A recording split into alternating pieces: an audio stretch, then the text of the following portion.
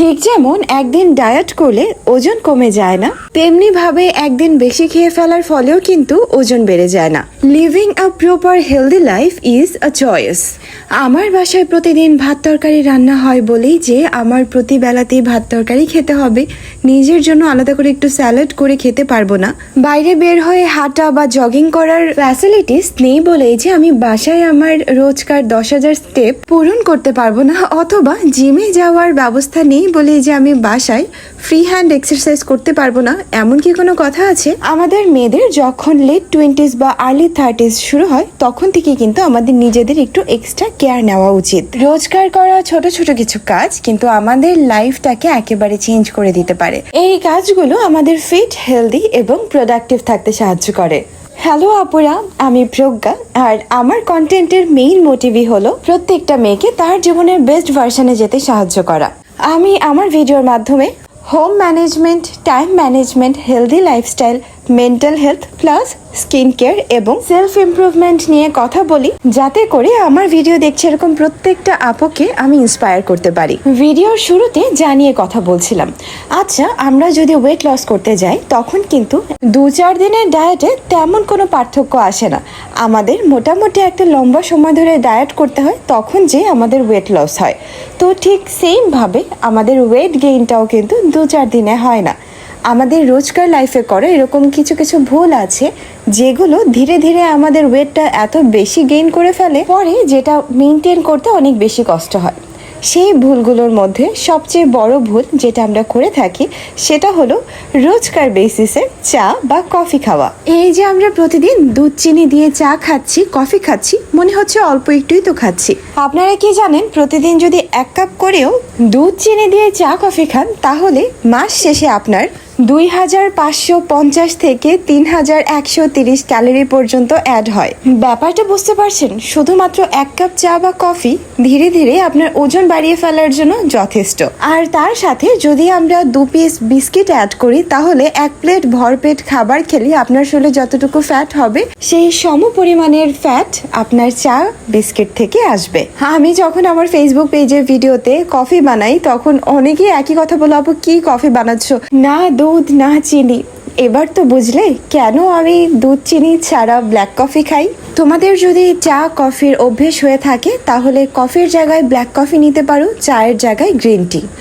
এবার চলে আসি আমাদের নেক্সট টপিকে। আচ্ছা তোমরা কি জানো আমাদের বডিকে ফিট অ্যান্ড হেলদি রাখতে রোজ আমাদের 10,000 স্টেপ হাঁটা প্রয়োজন। আমরা বেশিরভাগ হাউস ওয়াইফ যারা আছি তারা কিন্তু বেশিরভাগ সময় বাসায় থাকি, বাইরে যেয়ে হাঁটাহাঁটি করা হয় না বললেই চলে। তাছাড়া সত্যি বলতে টাইম ম্যানেজ করে বাইরে হাঁটতে যাওয়া বা বাইরের পরিবেশও অনেক সময় হাঁটার যোগ্য থাকে না মেয়েদের জন্য। আমরা রোজ যতটুকু খাওয়া দাওয়া করি এই খাবারটা যখন আমরা বার্ন করতে পারি, মানে আমরা হেঁটে বা কোনো কাজ করে যখন এই ক্যালোরিটা বার্ন হয়ে যায় তখন কিন্তু আমাদের ওজনটা বাড়ে না। বাট আমরা খুব অল্প পরিমাণে খাবার খেয়েও যদি হাঁটাহাঁটি বা ওই ক্যালোরিটা বার্ন না করি তাহলে ওই খাবারটা থেকেই আমাদের শরীরে এক্সট্রা ফ্যাট তৈরি হয়। তো এই ক্ষেত্রে আমি আমার ওয়াকিং স্টেপ মেনটেন রাখার জন্য ইউটিউবে অনেক ওয়াকিং এক্সারসাইজ আছে সেটা করে থাকি।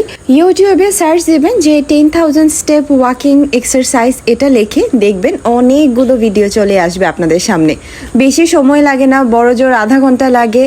দিনের যে কোনো টাইমে আপনি আধা ঘন্টার সময় বের করে কিন্তু এটা করে ফেলতে পারেন।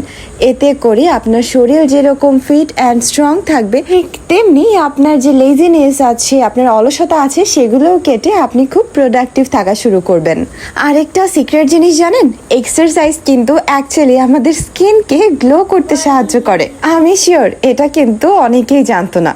আচ্ছা এখন একটু খাবারের ব্যাপার নিয়ে কথা বলা যাক। আমি কিন্তু কখনোই ডায়েটের জন্য আলাদাভাবে কোনো কিছু রান্না করি না বা ওরকম কোনো কিছু মেনটেনও করি না।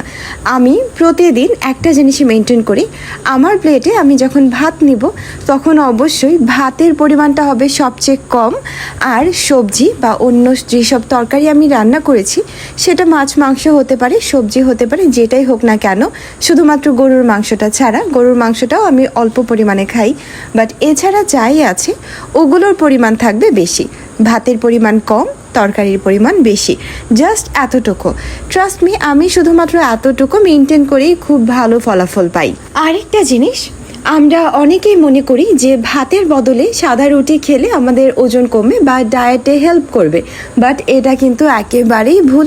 1 কাপ ভাতে যে পরিমাণে ক্যালোরিজ আছে, 2টা সাদা রুটিতে প্রায় এর সমপরিমাণ ক্যালোরিজ আছে। সুতরাং রাতে বেলা রুটি খেয়ে যারা ভাবছেন যে ডায়েট করছেন, এটা কিন্তু ডায়েট হচ্ছে না।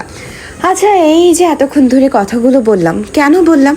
কারণ আমি জানি এই যে হাউসওয়াইফ আপুরা আছে, তাদের দ্বারা কিন্তু চাইলেই আলাদা করে কোনো কিছু করা পসিবল হয় না নিজেকে মেনটেন রাখার জন্য। কিন্তু আয়নার সামনে দাঁড়িয়ে নিজেকে ফিট আর মেনটেন দেখতে কিন্তু আমরা সবাই খুব পছন্দ করি। আর সেই আপুদের যাতে করে একটু হেল্প হয়, তাই আপনাদের সাথে এই টিপসগুলো শেয়ার করা। আশা করি আমার ভিডিওটা ভালো লেগেছে। নেক্সটে আপনারা কোন টপিক নিয়ে ভিডিও দেখতে চান সেটা অবশ্যই কমেন্ট করে জানাবেন। আর আমার ভিডিওটা কেমন লাগলো তাও কিন্তু জানাতে ভুলবেন না। আর এরকম আরও ইনফরমেটিভ ভিডিও পাওয়ার জন্য আমার চ্যানেলটাকে সাবস্ক্রাইব করে রাখবেন। আল্লাহ হাফেজ।